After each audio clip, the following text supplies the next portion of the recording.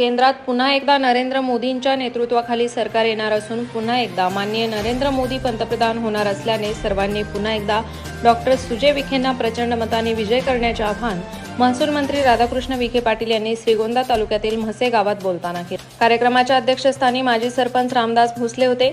पुढे बोलताना विखे म्हणाले की 500 वर्षांची प्रतीक्षा संपून पंतप्रधानांच्या पुढाकाराने भगवान श्रीरामांची मूर्तीची प्राणप्रतिष्ठा करण्यात आली, परंतु काँग्रेसने भगवान श्रीरामांच्या अस्तित्वाबाबत प्रश्नचिन्ह उपस्थित केले। त्यांना जनता कधीच माफ करणार नसल्याचे नामदार राधाकृष्ण विखे पाटील यांनी बोलताना सांगितले। यावेळी नागवडे कारखान्याचे चेअरमन राजेंद्र नागवडे, भाजपा युवा मोर्चाचे प्रदेश उपाध्यक्ष विक्रम पाचपुते, उद्योजक सचिन कातोरे, महेंद्र वाखारे, उद्योजक सतीश धावडे, मिठू शेख यांच्यासह ग्रामस्थ उपस्थित होते। निवडणुकीच्या कालावधीमध्ये एकूणच आपण चर्चा करतो की राष्ट्राच्या प्रश्नाबद्दल देशाचं नेतृत्व कोण करू शकतंय, क्षमता कोणामध्ये आहे, आणि मग मागच्या 5-10 वर्षामध्ये जे काम झालंय, एका बाजूला प्रधानमंत्री आदरणीय नरेंद्र मोदी साहेबांचं काम होतं, दुसऱ्या बाजूला विरोधी पक्षाच्या अजूनही त्याच्यामध्ये एकमत होऊ शकलं नाही अशा वेगवेगळ्या राज्याचे लोक एकत्र आलेले आहेत। तर म्हणजे आज आपल्या गावामध्ये मला वाटतं पूर्णात रामाचं मंदिर आहे, म्हणजे 500 वर्षाची लोकांची प्रतीक्षा संपली आणि त्याचं उद्घाटन 22 तारखेला रामाच्या मूर्तीची प्राणप्रतिष्ठा झाली। सगळे उत्सव साजरा केला। तुमच्या गावात उत्सव झाला असेल। आता ज्या भक्ती भावना आपण सगळ्यांनी अनेक वर्षाच्या प्रतीक्षेनंतर एक स्वप्नपूर्तीचा आनंद घेतला, दुसऱ्या बाजूला राहुल गांधी आणि काँग्रेस पक्षाने मुळात रामाच्या अस्तित्वाबद्दल शंका व्यक्त केली आणि त्यांच्या मांडीला उद्धव ठाकरे बसले, शरद पवार बसले, त्यांना जाब विचारण्याचं धाडस सुद्धा झालं। कोणत्या हिंदुत्वाबद्दल आपण चर्चा करतो?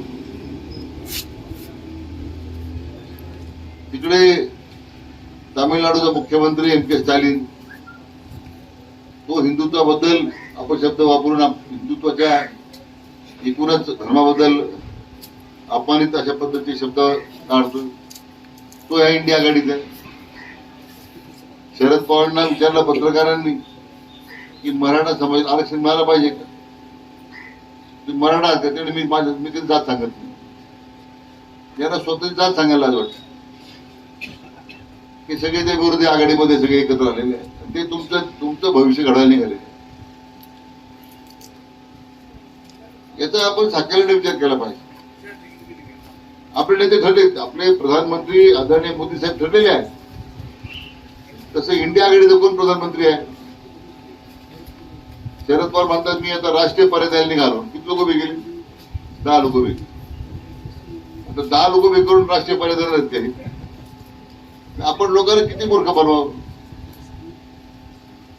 शेवटी हा देश महासत्तेकडे वाटचाल करतोय, सर्व आघाडीवर देशाच्या नागरिकांना मदत होते।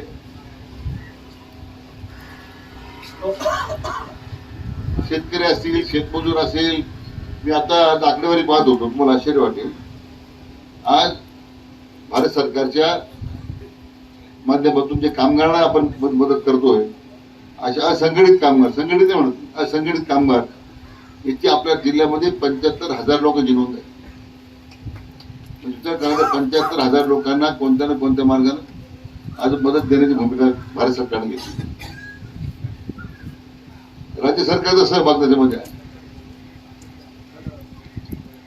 समाजात प्रत्येक वर्गाला सामावून घ्यायचा प्रयत्न आदरणीय मोदी साहेबांनी केला। मला आठवतं मी मगाशी बोललो त्या गावामध्ये की कोविडमध्ये हेच उद्धव ठाकरे होते, हेच शरद पवार होते,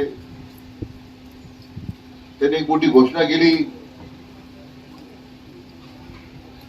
की मला आम्ही राज्य सरकारमार्फत लसीकरण करू। इथं बसणाऱ्यापैकी एकाला जर लस आली का त्यांनी तुम्ही वर्तमानपत्र वाचून काढा, मागचे जरा उचलून काढा, कोविडच्या काळातले जे आपल्या जनतेला एक लस देऊ शकले नाही, जनतेला पाठीमागे उभं राहू शकले नाही. शेवटी आदरणीय मोदी साहेब 1 महिना वाट पाहिली आणि शेवटी त्यांनी घोषणा केली राज्य सरकार काही करणार नाही, आम्ही ती आता भूमिका घेतो. आणि आज देशातल्या 130 कोटी जनतेला 2दा डोस आपल्या त्यांनी मोफत. मग आपण कोणाला मतदान करणार आहे? त्यावेळेस निवडणुका नव्हत्या, मोफत धान्याची घोषणा केली त्यांनी. घोषणा की निवड केली नाही, अंमलबजावणी केली. आपण पण मागायला गेलो होतो का? पण त्यांनी हा विचार केला की कोविडमुळे लोकांचे रोजगार गेलेत, उद्योग बंद पडलेत, व्यापार बंद झालेला आहे. आता त्याची मुदत 24 साली संपत होती, आता की 29 पर्यंत वाढवली. जो जनतेच्या हिताचा विचार करतोय त्या पद्धतीची आपण काय त्या अशा नेतृत्वा पाठीमागे आपण राहणार, उभं राहणार. हे सगळे जे दुसऱ्या बाजूला ज्यांचा आपसातच मेळ नाही त्यांना लोक प्रश्न विचारतात, इकडे मोदी साहेब जसे प्रधानमंत्री होणार तर तुमचा कोण होणार? ते आम्ही लोकशाही मानतो म्हणजे. आम्ही निवडणूक झाल्यावर सगळे एकत्र बसू, चर्चा करू, एकामेकाचे कपडे फाडू आणि तुम्हाला नाव जाहीर करू. दुसरं काय होणार आहे? आज तामिळनाडूमध्ये कोणता कायदा शिल्लक राहिलेला आहे? पश्चिम बंगालमध्ये काय वेगळ्या राज्याची स्थिती जिथे विरोधी पक्षाचे लोक काम करतात.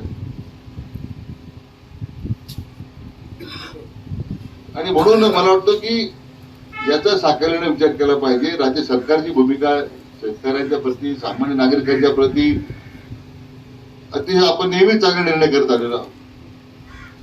कांद्याचा निर्णय झाला, मध्यंतरी कांदा निर्णयाची बंदी झाली, अडचण झाली.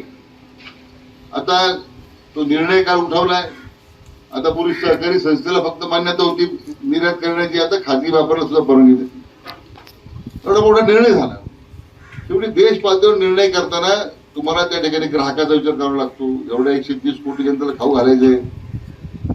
तरी आता खरीपाचा जो उशिरा खरीपात येणारा कांदा जो आहे त्यामुळे उत्पन्न वाढणार आहे हे त्यांच्या लक्षात आले आणि त्यामुळे आता निर्यात बंदी उठवली. आणि त्यामुळे शेतकऱ्याच्या दृष्टीने अतिशय महत्वाचा निर्णय भारत सरकारने घेतला. ठीक आहे, मी निवडणूक संपल्यानंतर तुम्ही माझ्याकडे बैठक लावतो. तुमचे सगळे अधिकारी, प्रहार, जिल्हाधिकारी, मी आजच सूचना देऊ त्यांची कागदपत्र उपलब्ध करा. तो माझ्या स्तरावर निर्णय कापून करू. निर्णय अधिकार माझ्याकडे झाला, तो माझ्यावर आतापर्यंत आला नाही. तो आता आला तर मी लक्ष घालतो. तर आता धरणाच्या बुडीक क्षेत्राबाहेर जमीन सगळी आहे. त्याच्यामध्ये आपल्याला फक्त एनओसी लागेल की कलेक्टरचा की आम्हाला आता जमिनीची आवश्यकता नाही. आता जे भूसंपादन झालेलं आहे, बुडीक क्षेत्राची जमीन जी गेलेली आहे त्यात बाकीची राहिलेली आहे. तुम्हाला गावठाण जमीन नाही मला वाटतं ना. तुमच्या नावावर करून द्यायचं, तुमच्या नावावर उतारा काढायचा ना. ज्यांचा प्रॉब्लेम असेल सोडून आपण सगळ्या प्रॉब्लेम नाही तर माझ्याकडे सोल्युशन आहे. त्यामुळं मी विक्रमसिंहला विनंती करीन, राजेंद्रजीला विनंती करीन, निवडणूक संपल्यावर आपण हा प्रश्न घ्या. मी अधिकाऱ्यांना सूचना देतो. तो ते अनेक वर्ष तुमचा प्रश्न प्रलंबित राहिलाय, तो निश्चितपणे आपण सोडू. त्याच्यामध्ये सरकारच्या स्तरावर आम्हाला काही कोणी जमिनी घ्यायच्या नाही. तुमच्या तालुक्याला MIDC करता 600 एकर बबनरावच्या पुढाकारात बेरवंडीला आपण जमीन दिली. 600 एकर MIDC मोफत दिला. आणि तुम्हाला आश्चर्य वाटेल पुढच्या 6 महिन्यामध्ये तुम्हाला एवढा बदल दिसेल. कारण आता सुप्याला जमीन नाही, रांजणगावची जमीन संपलेली आहे. फक्त आता इथं सुप्याला तुमच्या बेलवंडीला मोठी संधी आहे. कारण इकडे पुण्याजवळ आहे, लोकांना पुण्याजवळ पाहिजे. आणि ती मोफत त्यासाठी दिली. रांजणगावला जर जमीन घ्यायला गेला उद्योगपती तर 4,000 रुपये स्क्वेअर मीटर त्याला जमीन मिळते. सुपारी गेला तर 4,000 रुपये दर आहे.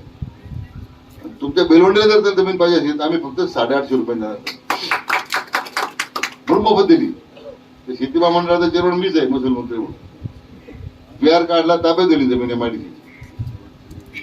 शेवटच्या मीटिंगमध्ये निर्णय केला GR कार्ड सगळ्या उद्याच्या योजनेच्या संदर्भात अंमलबजावणी प्रभावीपणे करतं. आपण त्या पाठीमागे उभं राहायला पाहिजे. डॉक्टर सुजय यांना मतदान